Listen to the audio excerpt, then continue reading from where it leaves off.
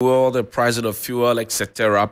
We'll speak with Abbas Ibrahim Tasunti. He's the head of pricing at the National Petroleum Authority. Also, Duncan Amoah is executive director of COPEC. Gentlemen, good morning. Thank you for your time. How are you? Fine, thank you. Good morning. Great. Duncan, let me begin the conversation with you. I'm sure that the quality of fuel conversation has also come to your table. What indications are you picking from out there? Johnny, good morning. Good morning Yes, to sir. your listeners and to my brother Abbas on the other side. Right. Issue of this, until recently, had not been an issue. Right. Most Ghanaians had gone about their day quite peacefully. Known to have probably one of the best and when it comes to the fuel parameters. However, just some 3-4 weeks gone by, there's been a set complaint by petroleum consumers, their vehicles malfunction. While a broad section of these complaints, always has to complain about a sudden jerk in the car, some delayed acceleration, somehow smoking, and then eventually a lot of them complaining of changing their plot due to firing of these engines. So we would have wished there were some isolated complaints, by 1 or 2, 3 people. You could hold the individual oil marketing companies responsible. But as it were, you were getting the complaints from across board.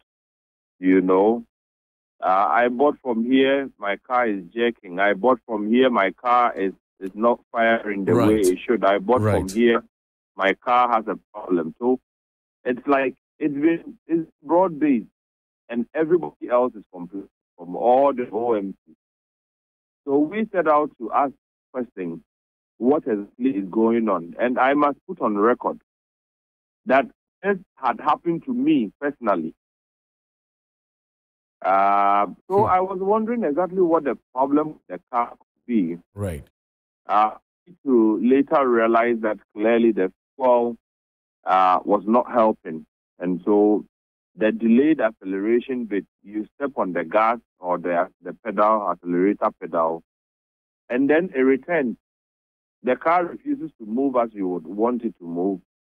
It will take its own time to just, move as it wants, it wants, and the gears can pick up. Until I came across, a lot of these complaints, of lines, some personally sent to him.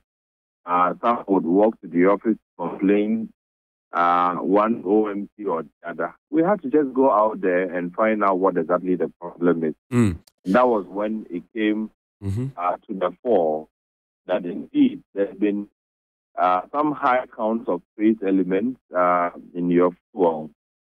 And then we were getting ready as well to take on the oil traders that probably are bringing us the bad fuel. Then it also comes to light that, it could not have been their negligence, or it could not have been their doing, that the standards we report as a country, when the GSA was gazetting their own standards, errors occurred in those numbers, whereas something should have documented 1 ppm for some of these trace elements was reading 1,000 ppm, So it's as if I want to import water, but I'm saying, well, water is water. So even contaminated water, bad water, this water, and it has certain lubricity or whatever. That's what. So then you leave the oil traders unblameable because we report very bad standards of poor standards, and they stayed within those numbers. Okay. Let me bring Abbas. After lab report from the little we have heard that there's high counts of manganese. Also been the issue of high counts of iron, which I was told labs across in Ghana were not getting, to give the exact, and so it has to be forward. Let me bring Abbas in. Abbas, this contaminated fuel, or if you like, bad quality fuel that we're talking about, has it come to the attention of the NPA? Yes. So just as Duncan mentioned, this issue, a lot of consumers have had it. Let me also put on record that, in fact, personally, and a number of my colleagues who use the turbo engine cars have faced this problem too. So it's not an issue that the NPA is not aware of. The number of complaints we've received from the month of September to date has really increased because of this concern. And they all pointed to one thing, which Duncan has explained. So I think we need to understand how the process works. Ghana Standards Authority has a committee that sets standards for all products, including fuel. So whenever these standards are set, as an authority, our work as the NPA, our role here is to ensure that the fuels that are being imported have met this standard. And that's what we've been doing. So when these complaints started coming to us, we were also quite alarmed because from our records, all the fuels that we have cleared to be imported into the country have met the standards as per the national standards of the fuel. And that is when we had to do a lot of research and find out what really could be causing the problem. But what did your research reveal to you? Have you been to the stations where some of these complaints have come from? What did you learn? So if you refer to the statement we put out on the 15th of November, we attributed this to one problem, which is the manganese levels. So what we found out was that for some particular type of cars, they are not required to run on gasoline that has manganese at all. So you realize that all the reports that we got, almost all the reports are coming from turbo engine cars. And you realize that no diesel car is getting this problem because the diesels don't have manganese. So for the petrol cars that are turbo, they are the ones having this problem. So our research showed that the car manufacturers recommended that these cars should not run on gasolines that have manganese. So in the situation where you have some of the cargoes coming with a bit high manganese, more than usual, then these cars which are not supposed to run on gasoline with manganese have a problem. But Abbas, should this information have been out there? Because it looks like the new vehicles are the ones that, have fallen victims to this high manganese consumption, if you will. Yeah, so the reason why the GSA's technical committee that sets standards has different stakeholders in that committee is to ensure that everyone brings their expertise to bear so that the standards will meet new developments. As you are aware, standards are not stagnant. They are changed every now and then. This same standard we are talking about, the last time it was reviewed was last year when NPA requested for the density levels to change to conform to certain standards. So every now and then the GSA sets the standard. And when they do, what they do is that they put these standards out there so that even stakeholders who are not on the committee can make input. So they usually put the draft standard out for 60 working days so that people can come back the GSA to recommend that so and so parameters in the standards should be revised because of new knowledge of the new vehicles that are coming to the system. Unfortunately, they didn't get that feedback, and therefore the standard remained as it is, especially with the manganese. Unfortunately for us, we have had to learn the hard way that the manganese levels for this new type of cars, including my car, should not have, our standard is too high, and that's how come already there has been a request that the GSA immediately revise the standard to bring it to the levels that these cars can run on. I see. Duncan, we lost Duncan there. I'll stay with you. Please raise Duncan back on the line for me. And Abbas, I'll come to you again. In terms of regulatory and supervisory authority, is the NPA on top of the game? Yes, we are. Just like I explained to you, before any cargo is allowed into the country, we have to make sure that the product has met the national standard. And that's what we've been doing. And beyond that, we don't just leave it there in ensuring that the product that has entered the country has met the national standard. if we are aware of the petroleum product marking scheme which we have, so that when the product that we have allowed into the country, which has made a standard, when they are loaded from the depot, chemical markets are duped into this product to ensure that even from the depot to the retail outlet, the products are still intact. And our teams go around every now and then. In fact, the whole department is in charge of that with mobile laboratories. And they take samples from the stations and test. In case any of the products have been adulterated, then we are able to tell that the product that was loaded from the depot, which should have been intact, something has happened to it. So this is something we do on the regular. So the issue here is not about negligence of the regulator, but because, like I explained, the standards are such that there are certain type of cars who require a higher standard that we currently have. Right. That's the issue, and not about negligence of the regulator. And that brings me to the next question, where we know that these vehicles are being imported into the country. We know the requisite, or if you like, requirements that these vehicles have in order to run optimally. And yet, this information was not made available to the public. I mean, how do I know if I go and buy a vehicle that is not supposed to consume a certain amount of the chemical that you're talking about? How do I know? So you see, unfortunately, it is not really MPA's mandate to check vehicle types and the kind of, we have several types of vehicles in the country. That's why I explained that on the technical committee that sets standards, it's not just MPA. In setting the standards, the MPA has a role there. We have the Environmental Protection Agency, we have the academia, we have vehicle manufacturers and importers, we have importers of fuel. There are several other people represented on that committee. So the MPA's mandate directly will not be to look at vehicle types and the kind of fuel we use. Just that when the standards are set based on the expertise of these various stakeholders on the committee, then MPA's role is to ensure that the fuels that are being imported, we license the companies that import the fuel. So we have to make sure that once the standard has been set, we ensure that the fuel that comes into the country has met that standard.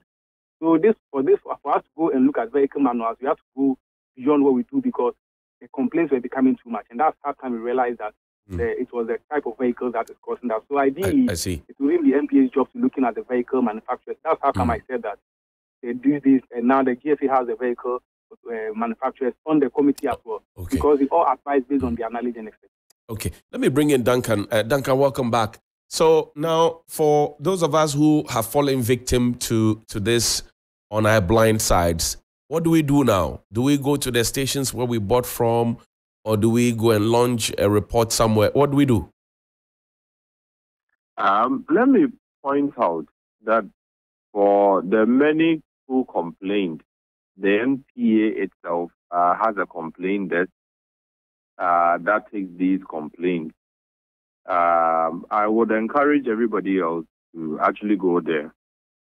And where their investigations point to the fact that something untoward by way of very high counts of trace elements is found, and there would need to be a discussion on, those who have had to change their plugs and all of that, getting some form of compensation. I'm sure we can do that together as a people, but as it stands, there's every attempt not to apportion the blame, to Standards Authority, to NPA, to the individual OMC. So it looks as though for the consumer, we are being told to deal with it. It's just that the cars were probably a bit new, and we didn't expect that these trace elements will have any telling effect.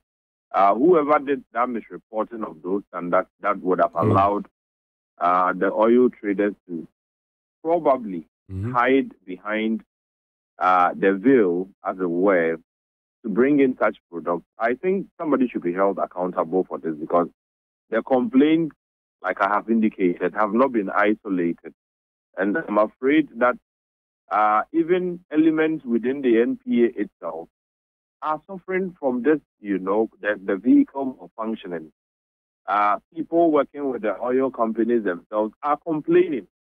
People at Standards Authority, I know, have had their cars malfunctioning. People at SNIT, I know, have had their cars malfunctioning. So it's like it's been a general issue. My only challenge has had to do with the fact that we found out these high counts of manganese and iron and all of them. What have we done to the product? Are we still allowing them onto the market? I'll be happy if Abbas could touch on that for all of us. We'll go right to Abbas to explain that. Abbas, Johnny, we seem not to be out of the woods. As last week, the complaints subsided, a bit. But once you still get one or two people complaining, it means that that fuel consignment, there's still some amount of it on the market that will cause discrepancies for, people. And we think that should be the source of investigation that the NPA would need to conduct immediately. Right. Whatever we are putting into our tanks this morning, is it wholesome? Can people have a clearer mind when they drive to the fuel forecourt to purchase fuel? For the first time in a long time, people ask me, so now what do they do? Where should they buy fuel from? And I am left in a fix because you don't even know who and what to recommend anymore. We need to clean this up. And as quickly as practicable, we need to be able to get whatever tests done from the various depots to ensure that fuel leaving the depots to the fuel stations at least would not be causing any form of damage to, these Honda engines and other newer automobile engines that gradually are having to change their plugs which will last for 40,000, 60,000 kilometers. People have had to change twice in a month. Unfortunately. So it tells you the extent of the problem. And we will be happy to get a lot more done by the NPA, especially from the depots where the fuel leaves the fuel station, to ensure that whatever fuel that is getting out onto the market is tested rigorously, and then whatever metals that are found in the fuel, if could portend any danger to the consuming public, we should go back and blend or retreat the fuel before we put on the market. All right. That will fall squarely on the NPA, and I'll be happy if Abbas... So let Abbas respond to you now. Yes. Abbas, so where do we go from here? Are you stopping the sale of the fuel that is causing a lot of people economic problems in their pockets? So I think Duncan mentioned that this issue is a broad issue that you cannot attribute to one particular company because it's an issue about the fuels that were imported. And so we are engaging all the stakeholders. But temporarily, what is being done from the discussions we've had, and what we found out is that there are certain additives that can clean the spark plugs and clean the engine system to address the problem. So some consumers on their own have been buying some of these additives. But usually the oil marketing companies on their own add additives to the fuels, clean them. Because we found out that these additives are able to clean it, so all they've done is to increase the dosage of these additives. So on our end, we are ensuring that indeed the increase in this dosage is happening. But we are also compiling a list of approved additives that consumers can rely on to be able to add to their fuels to clean it temporarily. But the long-term solution, as I've mentioned already, is that we have to look at the standard, and that will be the long-term solution. But temporarily, we have to use the additives to clean it. And so bottom line is that you cannot go to the fuel stations to say, we are testing, if we find this amount of, the metals we're talking about in there, then you have to stop selling. Is that what you're saying? No, in fact, we've done that already. When the complaints came, we went, like I mentioned already, we always test the products before they are allowed. These products, the majority of the products that have come into the country have manganese levels or metal levels way below the standard. So these are not the problem. A few came into the system which were almost up to the maximum allowable for the current standard. And we have suspected that these are the consignments that actually cause the problem. And so these consignments, most of them have already been consumed. But these problems don't immediately buy the fuel. It takes time. So the effect is what we have consumed some time back, so most of us are facing now. But because the additives are being added to the fuel now, the dosage is being increased. We have to use the fuel again for it to clean up the system. And for those who are even using the additives themselves, we will explain to you what you do. You put it in your tank when you are filling. And as you use the fuel, it cleans it up. So you should be confident to go back to the stations and buy the fuel. So it's not as if every product on the market has that high level of manganese. That's extra cost that the people did not anticipate will come to them in this tight economy. Yes, like I mentioned earlier, it's very unfortunate that we have to learn from this way. But the OMC themselves are adding the additive. So for those who want an extra additive, they are the ones buying themselves. We are ensuring that, like I've mentioned, we're speaking to these OMCs and they are adding this additive. They are increasing the dosage themselves. It's extra cost to them, but they have to bear that cost because they have to serve the consumers. I see. Duncan, what do you say? Indeed, there's just been one inconvenience, one cost, one bad experience or the other. For such discussions, you only want the public to be aware that when your vehicle starts experiencing some of these, the sudden jerking, the delayed acceleration and all, might not necessarily be because the vehicle is bad, but probably the fuel is not giving the required, energy that would have been needed to move the vehicle the way you want it to drive. That notwithstanding, it's not been that major to want to damage the engine completely, unless, of course, we've also done a few of the roadside mechanics who would probably play with, the engine and get them, damaged completely. Abbas did mention additives that have been found to clean up the residue, the deposits of residue, sometimes around your plugs, that will leave them darkened. That, I must emphasize, is true. In my instance, when my car started experiencing those bits, it just took, a single dose of one of those additives, whose name I probably cannot put out immediately. And the car got back to, performing the way you would expect it to. So it is not entirely a helpless situation, except that for some who, because we had not communicated earlier, who we have not mentioned anything to earlier, and thought that their vehicles were the problem, some would have gone ahead to change plugs, costing them thousands of Ghana cedis. That is avoidable and that is regrettable. But I do think that, like I've always indicated, the NPA owes all of us that duty to ensure that once the complaints become more than 2, 3 at a time, immediately they get out there to ensure that whatever might be the cause of these complaints is not only investigated, but the product itself is halted from getting onto the market further. It's been weeks, and people have had to still complain. Some of them, of course, would have had fuel that they bought probably 2, 3 weeks ago that has been in their tanks and they are now using, so you will still get the effect. But the only good news you can put out to consumers at this point is that there's some additives out there on the market. If you allow me, there's EcoBoost, there's XP3, there's Solnox.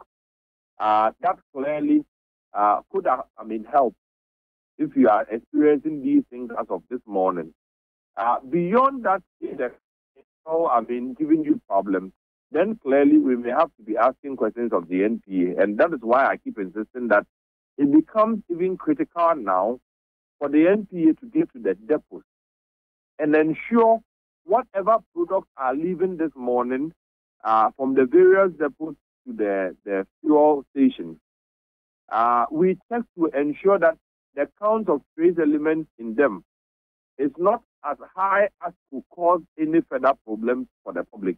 If this is not done, I'm afraid, Johnny, we wouldn't mind at all taking the NPA on legally. And we think that the earlier they address this problem to get the public to have, some peace of mind, the better it could be for everybody. The complaints cannot continue. People cannot continue to change their plugs and spend money.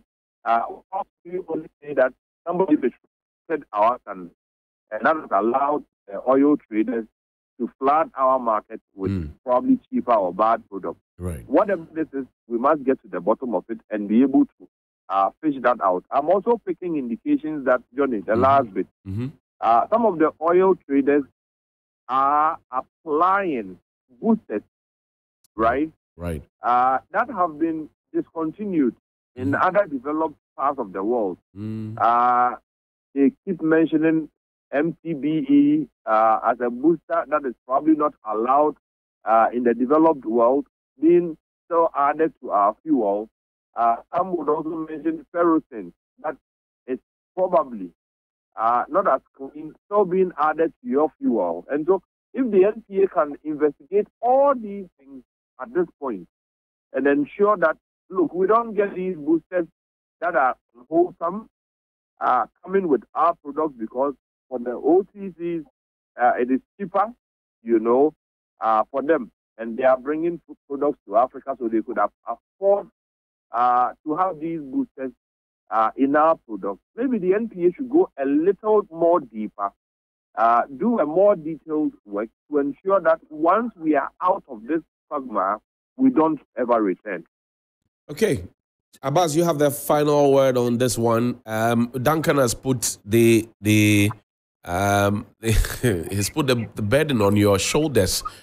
Does the NPA have strong shoulders indeed to take this burden off us? Yes, in fact, Duncan is right when he says that the onus lies on NPA to ensure that consumers get the for that is the standard that we are supposed to. And in fact, that's what we are doing. The consumer on its own, cannot go and be testing products at the filling stations or at the depots to be sure that the product is buying is of good quality. And that's what the NPA is there to. So we play that role. We take it very serious. From his request that we should test samples at the depot, that has already been done. We have knowledge of all the quality of all the products in town. I mentioned earlier that some of the cargoes that came in that had the high level of manganese up to the maximum, they came in earlier and have already been consumed. We are only experiencing the impact now. But for cargoes that we have in the terminals now, we even went to the station to take some samples. All of them have very low metal levels. So consumers should not be worried. But the agreement with the OMC that they should increase the dosage of the additives is also happening. And we've been talking to them and making sure that is happening as well. So we just want consumers to rest assured that this is happening. But I think Duncan mentioned some of the traders using certain boosters. Boosters, right. Yes, boosters. Yes. So what happens is that the refineries produce products and they do a lot of blending to arrive at the standard that you require. So because we had a certain standard in this country, we blend and boost to get the standard that we require. But he mentioned some of the things they use in boosting. In doing that, this may some of them could lead to certain levels of the metal. What we have done now, the new standard, is to ensure that we are using the full European standard. Some of the standards that we're using, the standard we're using in Ghana actually met some aspects of the European standard, some parameters did not meet. And you are aware that Ghana has been celebrated in the West African sub-region as one of the countries that has been improving our standard of fuel, and other West African countries have been encouraged to do the same. So the metal bit of it is what we are doing now. And we are actually adopting the full European standard. Most of these cars you are talking about have been manufactured to meet those standards. So now we are adopting the full European standard so that the products that are coming into the country are meeting that standard. And this does not allow the traders to blend and meet the standard that we have, which allowed for certain levels of metal, which was affecting these cars. But we would want to continue to encourage consumers, because consumers on their own cannot know some of these things. It's important that when they face any challenge, they report to NPA so that we can know specific issues, and it helps us in our investigations and our research to be able to address the problem holistically. Thank you. If you permit me, I would like to put out the numbers that consumers can reach out when they have. We'll send you a bill right after that. We are helping the consumers. So please help us to help the consumers. Go ahead. So consumers can reach us on WhatsApp on 0545 006111 or 0545 006112. You can reach us on WhatsApp on this line. We also have a Vodafone toll-free number that you can call to make your complaints, and that is 0800 123 00. 0800 123 00. So please, consumers should be feel free to report any issue they have. So as some may complain that they are reporting, they are not getting immediate answers, but it takes time to solve this problem. So we want to encourage consumers. Thank you. Abbas Tasunti of the NPA and Duncan Amoah of COPEC, Chief Servant at COPEC. We're grateful that you could join us this morning. Thanks for having us. Thank you, my boss. Always. William, have you faced it yet? I was thinking if we could also, I don't know whether this is to the NPA, whether they have engineers who can tell us what to do with some of the signs that we see on our dashboards. The check engine signs, especially the check engine. That's for the Ghana Standards Authority. Yes, so if I see check engine, but the car is still moving, and if it's not efficient, is a good point to call. Because a lot of things happen to cars. So if it's bad fuel, I think we should be educating the public more on some of the signs. Right. The misfiring, number one. The poor efficiency of the car. No, it's not pulling. The check engine signs. So it behoves us to do more of those.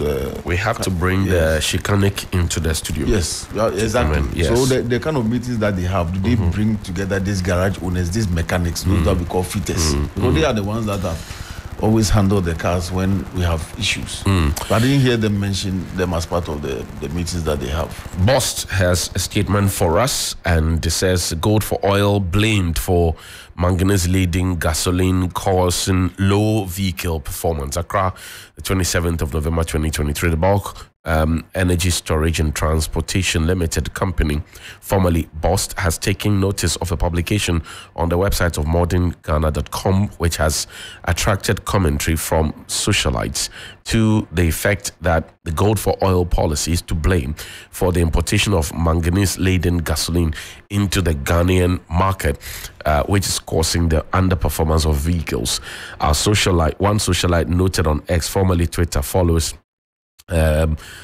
said that as follows: yes, you will buy cheaper fuel, but you will use more than you saved, your saved cash to do the repairs. Yes, you will buy cheaper fuel, but you will use more than your saved cash to do the repairs, in an apparent reference to the price reduction in the product's prices, even as the world market prices are close to the levels in November 2023, which saw diesel sell around 23 Ghana cedis per litre in Ghana. We wish to respond to these speculations as the source of the alleged manganese-laden gasoline as follows. 1. The Bulk Energy Storage and Transportation Limited imports products on behalf of the government under the Gold for Oil policy. 2. The product imports are guided by specific regulations of the National Petroleum Authority, NPA, and include specific product component tests which the Ghana Standards Authority, GSA, carries out before the products are passed for discharge offloading. 3. We have so far imported 23 cargoes under the policy, and none has failed the quality test as carried out by the GSA. We wish to state unequivocally that we have not imported any product under the policy which is off the specifications per the regulations of the NPA and the product specifications of the GSA.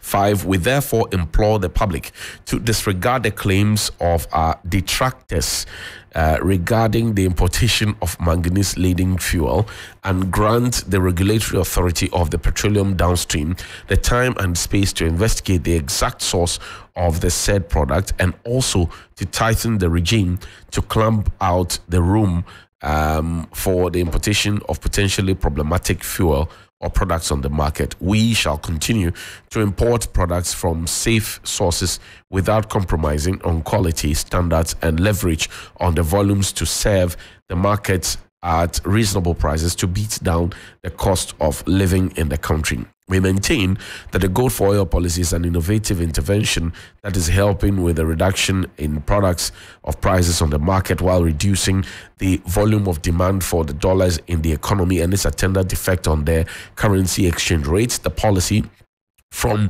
the available data, has contributed to the relative stability of the forex and has largely ensure that the pass-through effect increases in the global market price of petroleum products is mitigated on the Ghanaian market. 8. God bless our homeland, Ghana. And that is signed by the Communications Affairs Department of the head office, 30 Gulf Street, South Legon. Usually when statements like this are written and you don't have a specific name signing it, you know it is proper PR that is being done, because all the statement that we read has not solved the problem that we face at the fuel station. Yeah. It's instructive that you mentioned the fuel station. Some have the impression that if the fuel is expensive, then the quality is good. Yeah. we need to interrogate that, because there are some specific fuel stations that always maintain some low prices. Exactly. And there are those who also price at the top. Yes. The top 3. So we need, and then we have those down exactly. there. So if I, for instance, want to buy at a particular filling station that is selling at, say, 11.69 all the time, and there's one that sells, say, 12.80 or 13.50, does it indicate that because it's more expensive, then the quality is good? These are things that, because there have also been cases where people have bought from the so-called top places and they have had issues. Yes. So that clarification should come. So I think we need the GSA. Yes, so because I, for instance, buy from a particular station, and the price is quite competitive, and so the impression is created as though, I mean, if it's less expensive, then the quality may be compromised. So going forward, the discussion must be broadened, especially the MPA and the kind of meetings they have. They should bring some of these, as I said earlier, the mechanics on board, garages, so that they would know exactly what it is. Because these are very technical things. And you were mentioning gasoline. Yes. People also confuse what it is. The same as petrol. It's just a regional pronunciation. When it goes to the North Americans, they call it gasoline. When it comes to the Commonwealth countries, it's petrol. So petrol and gasoline are the same petrochemicals that are used. But gasoline is diesel.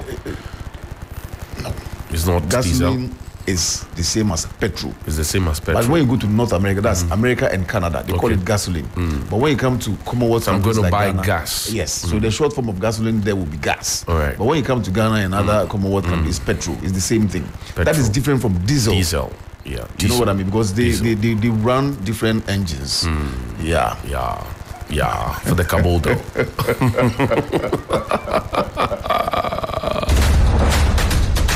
CompuGhana cashback is